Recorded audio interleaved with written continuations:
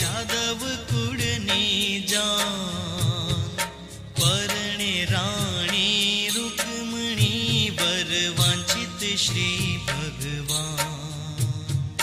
માધવપુરનો માંડવો આવે જાદવ કુળની જાન, પરણે રાણી રૂકમણી વર વાંછિત શ્રી ભગવાન.